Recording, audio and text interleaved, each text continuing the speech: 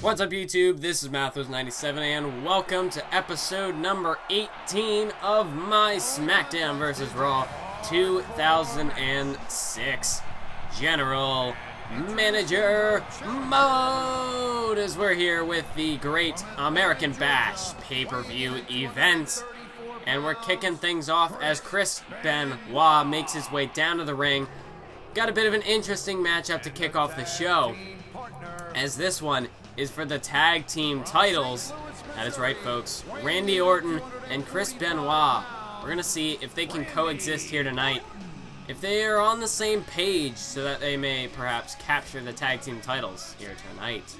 So, of course, Orton and Benoit, they have been kind of going after each other for the past couple of weeks. Both men, I mean, these two were near the top of our morale list as guys who wanted title shots, guys who want opportunities to go back after the championships, and both of these men have kind of struggled recently.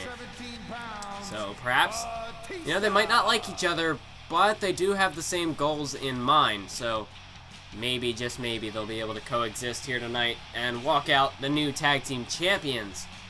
Speaking of new teams, tonight we are, well, right now we're going to see the next team making their way down to the ring, as this is a hardcore triple threat tornado tag team matchup. As the next team, it is the team of Batista and Eddie Guerrero. That is right, folks. Eddie, former tag team champion alongside his nephew Chavo. Although Chavo has seemingly, Chavo has struggled a lot more so than Eddie has recently. So Eddie joining forces with Batista this time. Perhaps, perhaps this could be a new, perhaps that's just what Eddie needed. Maybe Chavo wasn't exactly the right tag team partner. Maybe more of a power-speed combination would better combat a team like Big Show and Kane. And speaking of Big Show and Kane making their way down to the ring, one half of the WWE Tag Team Champions, the Big Show, as he makes his way down to ringside for this matchup.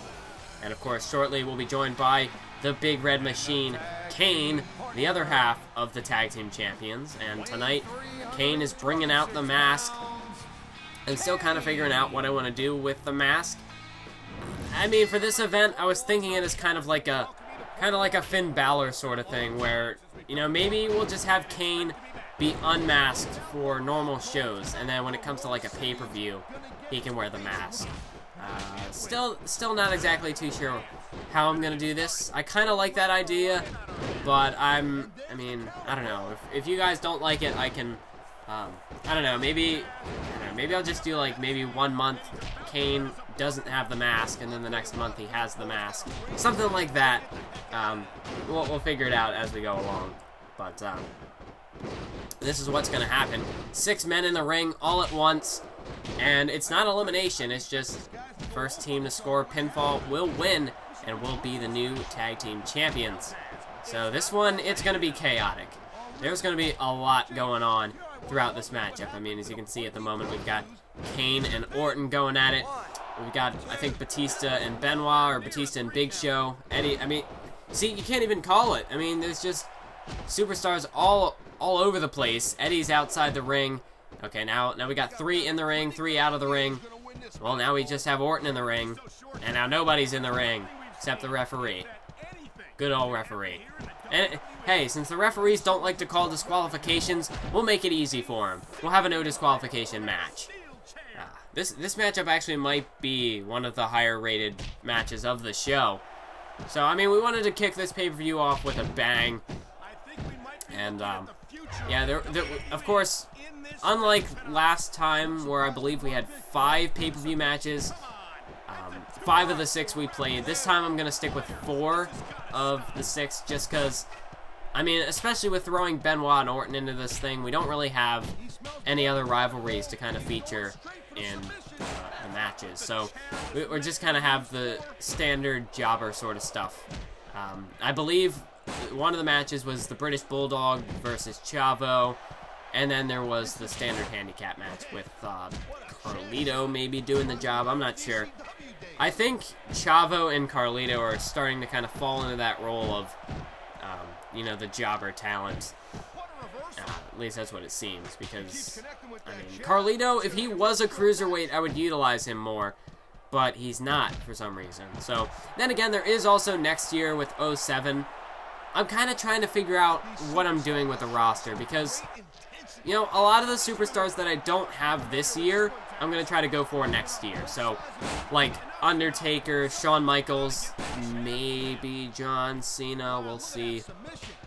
But maybe not John Cena, because I'm going to be looking to probably get guys like Kurt Angle, Chris Benoit again, just because, I mean, I can't play as that. Well, Eddie Guerrero as well. Guerrero, Benoit, Kurt Angle, because they're not in newer games.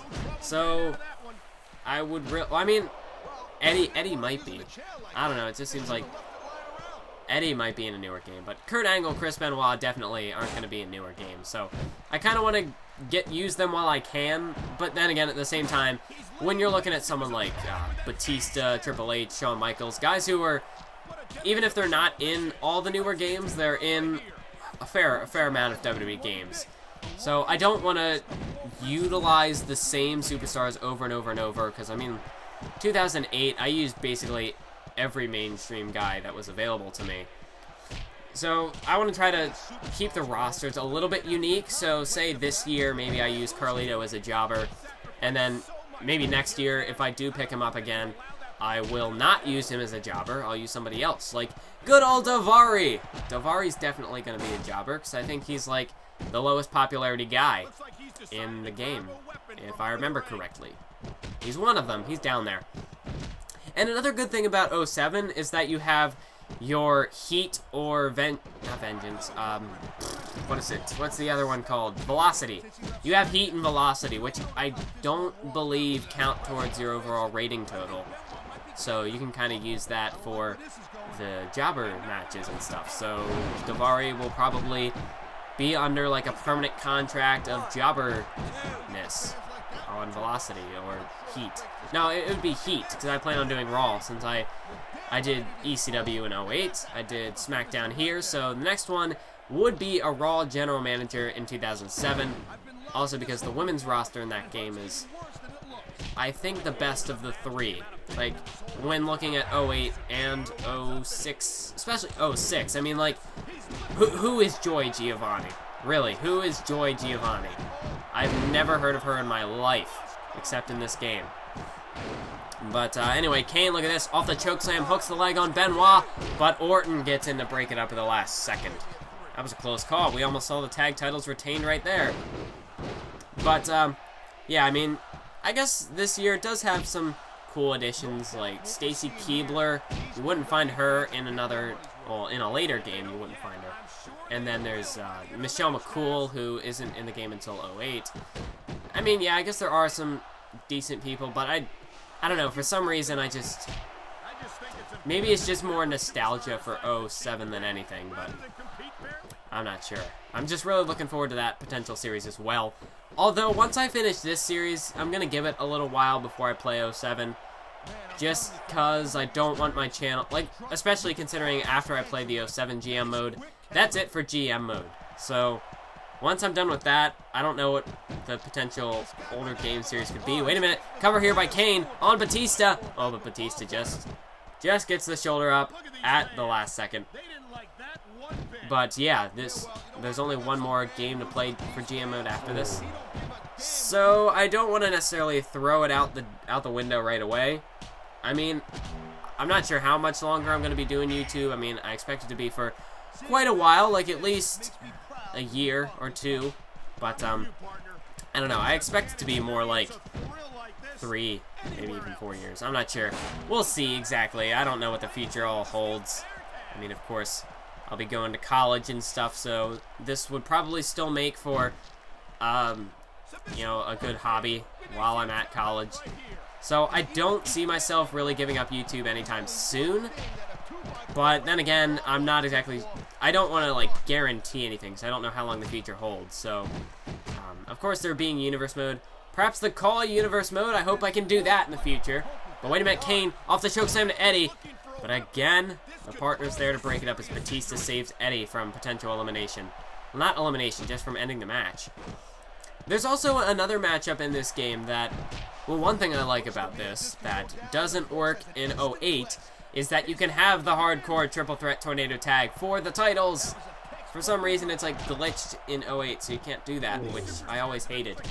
But you can do that this year, so we've got that.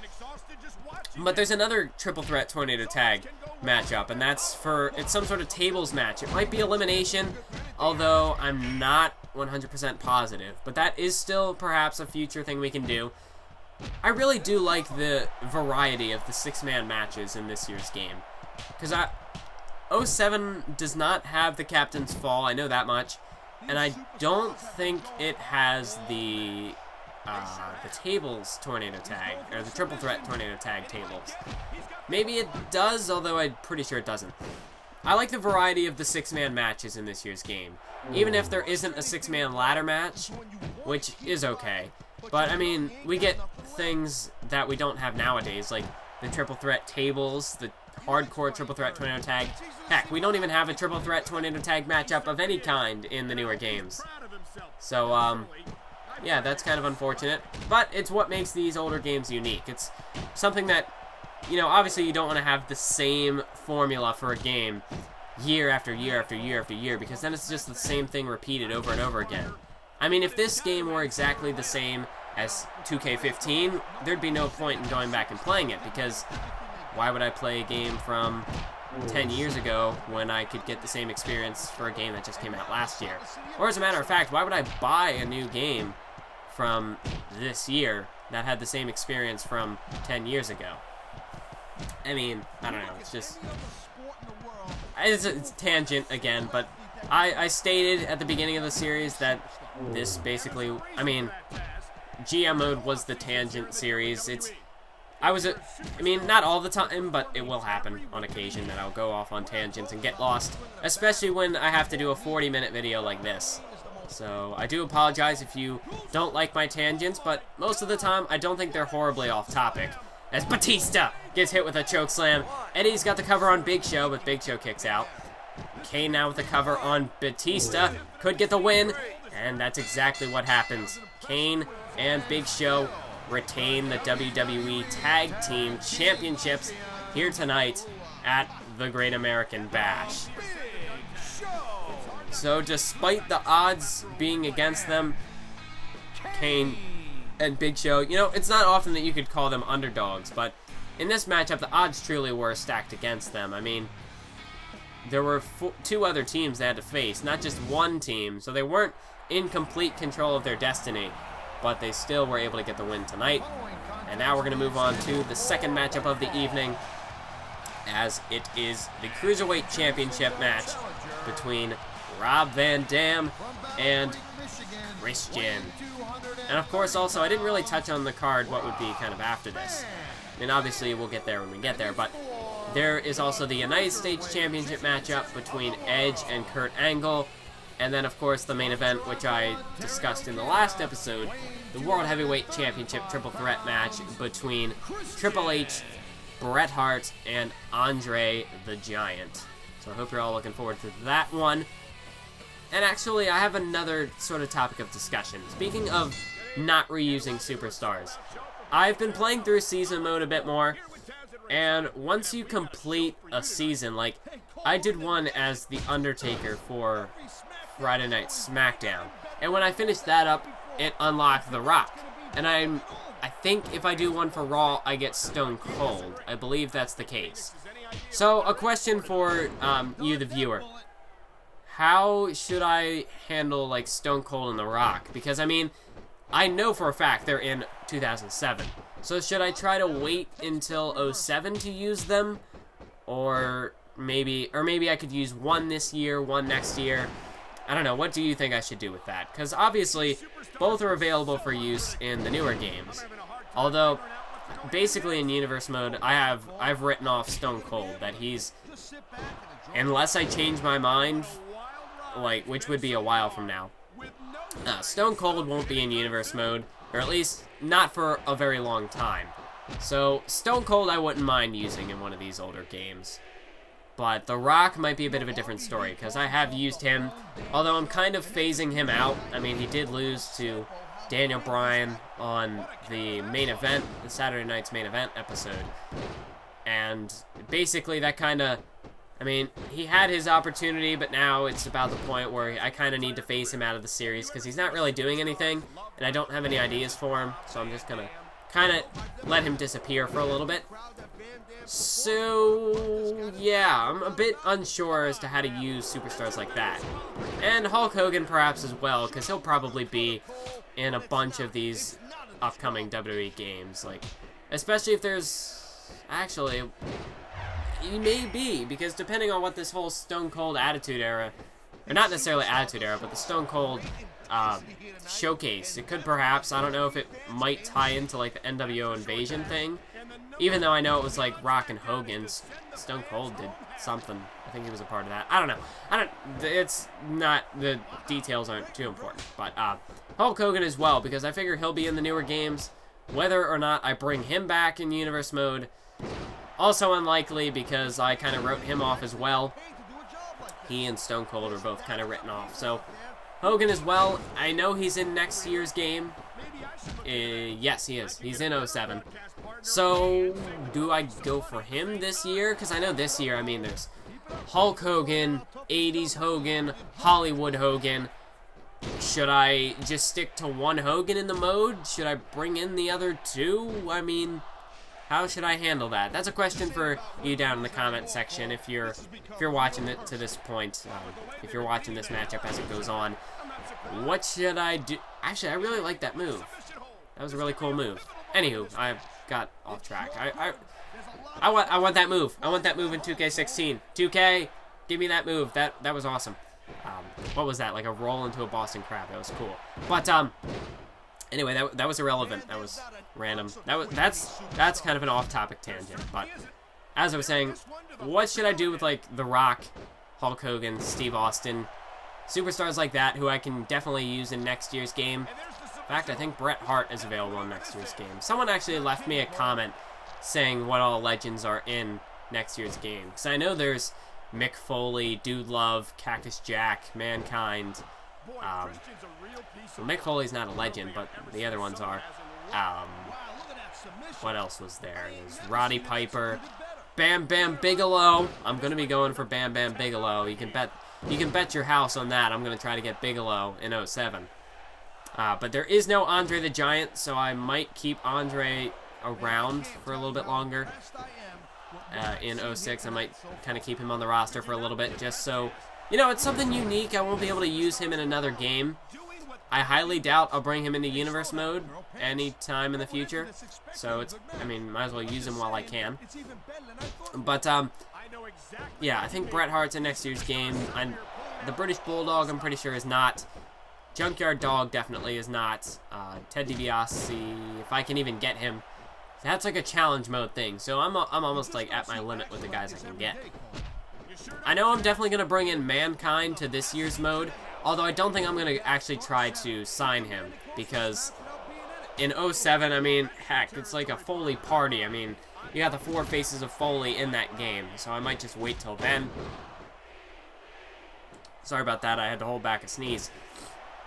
But, yeah, just let me know down in the comment section. I know I've said this before, but, well, I don't know. Just, this one's a bit more specific. I know I've said before about, like, what kind of legend should I go for, but this is more like, also keeping a future 07 GM series in mind. What kind of legend should I go for now, and who should I kind of leave out for a future series on 07? Just kind of let me know down in the comment section. Maybe in a future episode, I'll actually have like a list of the guys queued up, and can kind of go more in detail on that. But looking at the match as it goes on right now, Christian, Irish whip as Van Dam bounces off the ropes, and somehow he's in a sleeper hold now. I don't understand how that happened from the position they were in, but hey, it happened. So as we can see right now, Christian locking in the sleeper hold. Could Van Dam pass out here? No, not even a 2. Van Dam, not even a 1. He's just right back into this thing. Elbows to the gut of Christian. And Van Dam able to distance himself from Captain Charisma. Although at this point, it's very back and forth. Van Dam and Christian both inflicting a fair amount of damage on each other. Van Dam looking for a bit of a rolling thunder, but he gets caught with a drop kick from Christian. And now a spear by Christian, as he takes a page out of his best friend Edge's textbook. And look at this. Roll up here on Van Dam. Could have him with a backslide. 2 count, but Van Dam kicks out.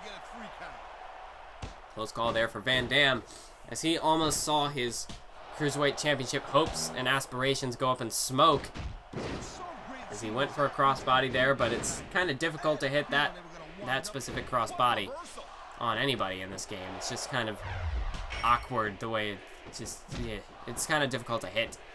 But look at this. Oh, Christian. What's he going to do here? He's got Van Dam. Counter by Van Dam. Strike to the back of Christian. And now he misses a kick. And here's Christian now. Look at this. He's got Van Dam. Gutbuster to Rob Van Dam. And Van Dam is not looking so hot. He's in trouble here. Christian going to the corner. What's he looking for here? Oh, another spear by Christian. And that one from the corner, definitely taking a page out of Edge's book. And now, kill switch, or as it was known in this game, unprettier by Christian, as he hooks the leg. 1, 2, 3. That is it, folks. Christian gets the victory. Actually, was that the unprettier, or was the unprettier the move in the corner? I don't know. I'm just going to call the reverse DDT out of the corner the unprettier. Just for simplicity, even if it's wrong, I don't care. And as we see Kurt Angle making his way down to the ring, we were speaking of Edge earlier on. Well, we saw Christian retain the Cruiserweight title, but will Edge be able to retain the United States Championship here? And at the Great American Bash of all places, it would be ironic if the United States Championship would change hands. Or maybe poetic. I'm not sure, but and especially when you're going up against the Olympic gold medalist, the American hero, Kurt Angle.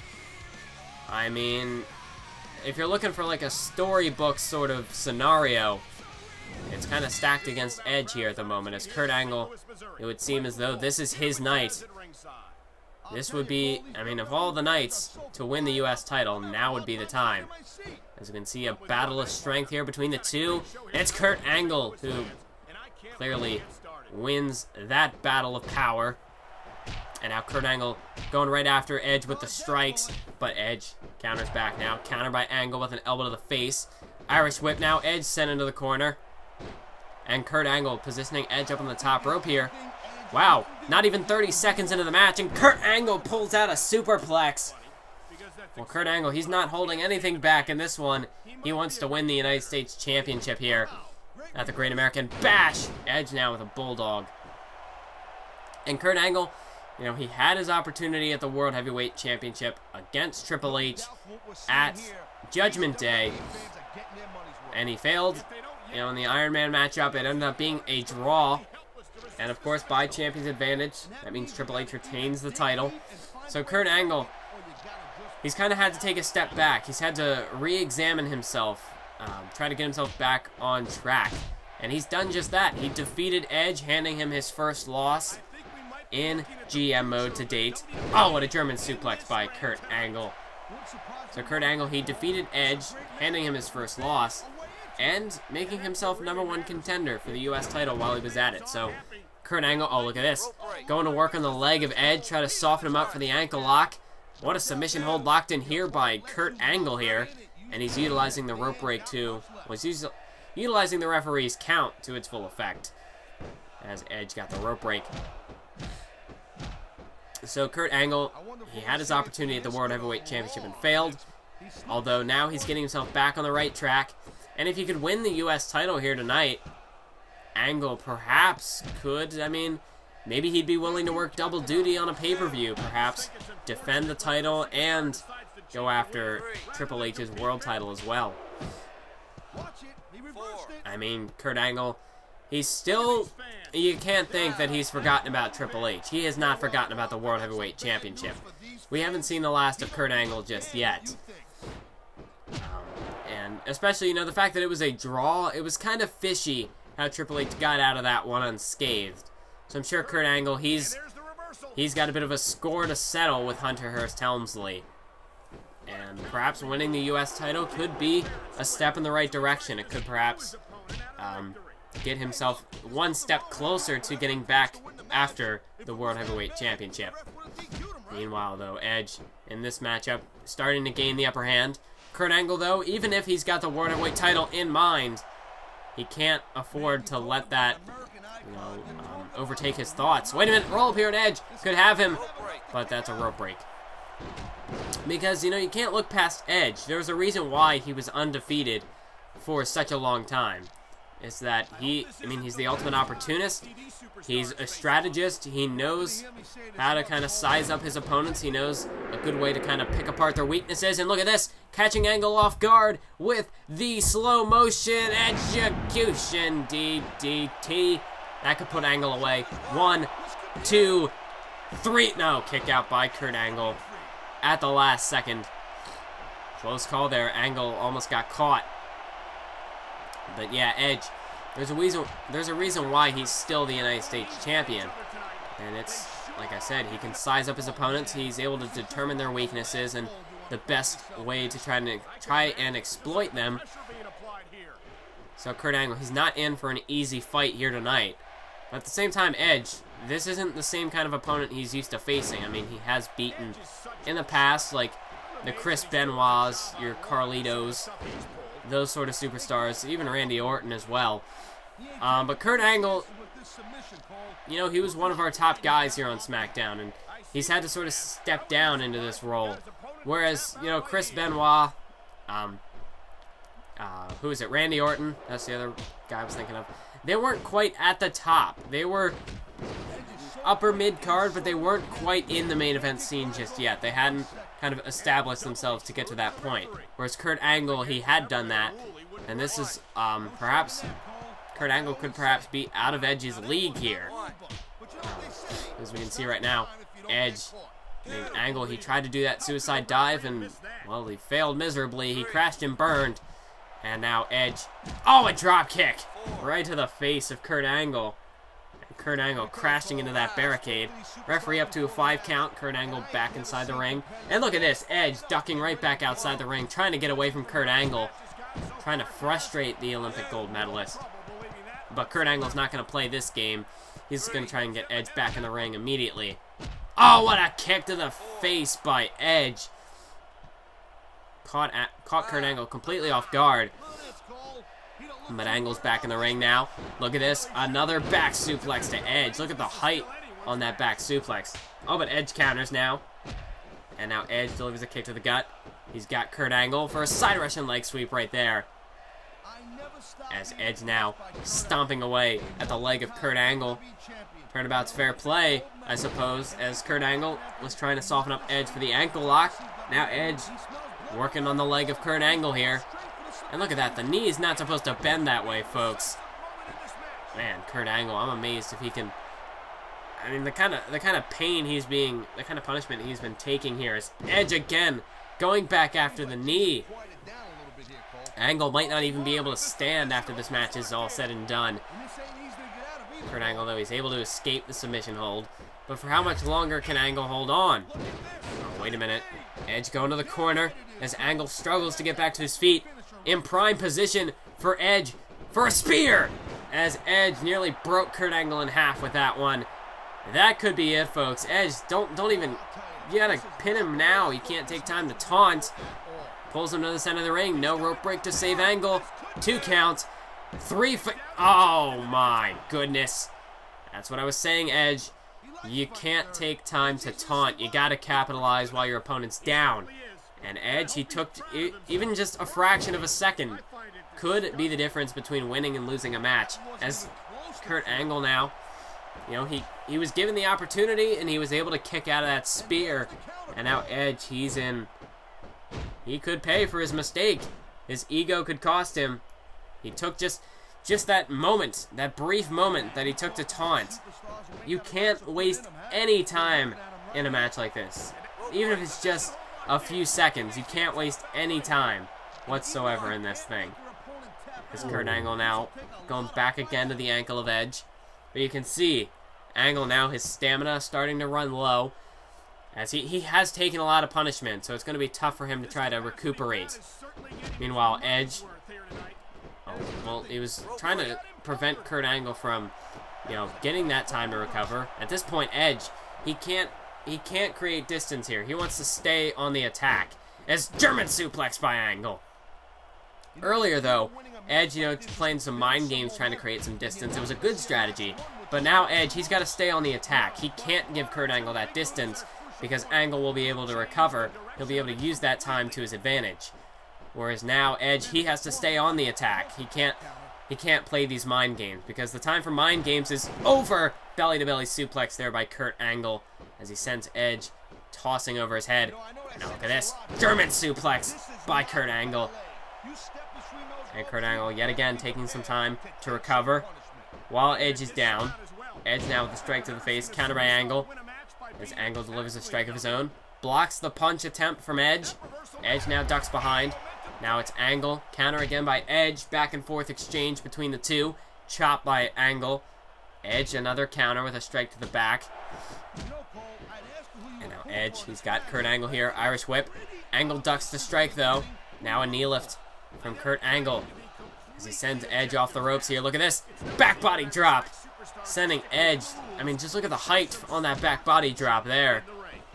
Here's Kurt Angle once again sending Edge off the ropes. Look at this. German suplex once more from the Olympic gold medalist as he's taking Edge to Suplex City here tonight. Now look at this. Kick to the gut by Angle as he ducks behind Edge. Look at this. Kurt Angle. He's got Edge in position for the Angle Slam right there, folks. Kurt Angle. This is his opportunity to strike. Yes, now look at this. We had to skip forward a little bit in the matchup. Angle Slam again by Kurt Angle. Adding the exclamation point to this one. He wants to make sure Edge stays down. Kurt Angle into the cover. 1, 2, 3. We've got a new United States champion here tonight. Kurt Angle. The confetti falling from the ceiling here at the Great American Bash. And like I said, it's the storybook. I mean, all the conditions were right. We were at the Great American Bash. U.S. title on the line. The Olympic gold medalist now captures his first championship here in GM mode. He's now the new United States champion. And he's going to walk out of this one the winner. United States champion, Kurt Angle. A victory he desperately needed to try and get his career back on track. And that's just what he has done here tonight. And now, after all of that, we've got one match remaining. The World Heavyweight Championship Triple Threat matchup. This one between three legends here in the business. As it's Bret the Hitman Hart, Andre the Giant, and the King of Kings, the Cerebral Assassin, the one and only Game, Triple H. And Triple H, he may be a dominant World Heavyweight Champion, but as we just saw in the match with Edge, just because he was, I mean, at this point, Triple H, he's the only remaining champion who was champion since the beginning of the series. And the tag titles have changed hands, Cruiserweight Championship has changed hands, and now Edge lost the United States Championship. Tonight could be the night that Triple H finally loses the World Heavyweight Championship. And I mean, it's a triple threat matchup, so I mean, the odds even more so are stacked against Triple H. As you can see right now, very smart strategy here by the Game. He's going to take some time, step outside the ring, and just watch as Bret Hart and Andre tear each other apart. I mean, not a bad strategy at all by Triple H. You know, let your two opponents wear each other out, and then kind of pick up the pieces afterwards. But, yeah, Triple H.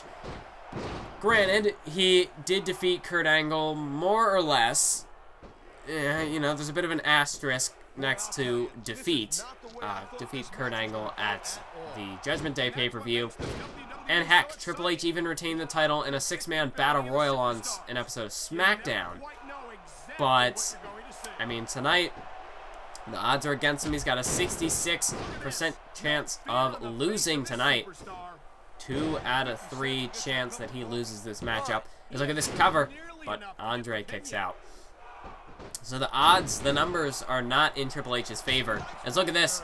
Triple H trying to take advantage, try to capitalize, catch Andre the Giant off guard, and now a thumb to the eye of Andre the Giant. And now Bret Hart. Oh, nice backbreaker there to Andre the Giant. And of course, if you're Triple H and Bret Hart, obviously you want to take out the elephant in the room. You want to try to get Andre the Giant out of this matchup as quick as possible, and then perhaps leave it down to a one-on-one matchup. Because looking at it in terms of size and strength, Andre the Giant is the biggest threat. You want to keep Andre out of this thing. You can't let him get going. So, one strategy you could use is to try to... Well, I mean, Triple H, it seemed as though he was pretty content just watching this thing, but now it looks as though Triple H is looking to get in on the action. Oh, but he's going after Bret Hart. Well, I mean, true, they do have some personal animosity with each other that they've built up over the past couple of weeks, but Triple H, I would have thought, you know, he's the cerebral assassin, so normally he's got this sort of cunning mentality behind him. I thought he would have known better than to... I figured he would have tried to get Bret Hart's help, first off, to go after Andre the Giant. But then again, Triple H doesn't have very many allies, and I'm sure he could do well without them. So he doesn't really seem to care about Bret Hart. He probably thinks he can take Andre out himself. Well, Hunter, that's not going to work. I mean, it's a good effort, but you just don't quite have the strength to lift somebody the size of Andre the Giant. Oh my God, a double suplex from Bret Hart and Triple H. Well, it did take both of them, but they were able to get Andre off of his feet. And, well, it looks as though if they do work together, they'll be able to take Andre the Giant down. They'll be able to neutralize his size. But it appears as though Triple H still is content with attacking both men. He doesn't really care if he's going after Bret Hart or Andre the Giant. He just wants to take them both out of this thing. And now Triple H going after the leg of Andre. That's a good strategy. You know, obviously, if you take out the legs, if you take out the large tree trunk-like legs of Andre the Giant, or Bret Hart also going after the arms, I mean, heck, you could target every part of Andre's body. Just make sure that you keep the man down. Take out the legs, the arms, whatever you can to take away the power and take away his movement as well. So, I mean, I guess each man has their own strategy. Doesn't appear as though we're going to see any alliances in this one. You know, Bret Hart, he wants to go after the arms. Triple H wants to go after Andre's legs. And, I mean, Andre, he's just there trying to tear people apart. So, I mean, no alliances. You know, sometimes in a triple threat matchup, you will see alliances come into play, but it doesn't appear as though that's going to be the case here tonight. Every man for themselves. As now, well, now it looks as though Bret Hart looking to go after the leg of Andre. Perhaps trying to pick up on Triple H's cues there. And now Triple H, while Andre's down, just beating him in the face with his right hand. And now driving the knee right into the skull of Andre. And now a running knee to the skull again. And again, Triple H, relentless, just striking away at the face of Andre the Giant. But Andre with a low blow. And now Bret Hart, well, the referee actually rebounded off that clothesline fairly quickly. This is a tougher referee than I would have expected. Wait a minute, roll up here by Bret Hart on Andre the Giant. But Triple H is right there to break that one up. As Andre now, as you can see, Andre, he's dazed. Meanwhile, Bret Hart and Triple H going back at each other. As Triple H, oh, now a clothesline to Andre the Giant. Triple H threw everything he had into that clothesline. It took everything he had to knock Andre the Giant down off his feet. And now a clothesline to Bret Hart. Oh, and now another running knee to the skull of Andre. Andre, he just hasn't been able to get going in this one. Oh, and now a low blow by Triple H. Well, this is a triple threat matchup. No disqualification. And now a pedigree to Andre the Giant. Triple H with the cover, but Andre just tosses Triple H away. Andre, it's going to take more than a pedigree to keep him down. I don't even think Triple H knows how to respond to that. I mean, that's Triple H's finisher, the pedigree, one of the most devastating finishers in the history of the WWE, in the history of professional wrestling. And Andre just, not even a 1 count, Andre just powered out of it. Sure, Triple H, this is almost like WrestleMania 12 I believe, for him. I mean, the only time that the pedigree has been no-sold worse than what Andre just did would have been by the Ultimate Warrior. Triple H could be having flashbacks here tonight. And that's definitely going to fire him up. He's going to be extremely frustrated if that is the case. Now a low blow to Bret Hart, and now the running knee to the skull. As now Andre, he's managed to get back to his feet, but Triple H, well, he's going to make sure that's not the case as he kicks out the leg of Andre the Giant. And now look at this. Triple H, he's got Bret Hart, pedigree, but he can't go for the pin because Andre is back to his feet. Triple H, he's going to have to take Andre down now, although Andre going after Bret Hart. The pedigree might have knocked him unconscious, but Andre, he's going to make sure that Bret Hart is still in this thing. Triple H now going for a pedigree on Andre, as that's a second pedigree delivered to Andre the Giant. But Bret Hart's back to his feet.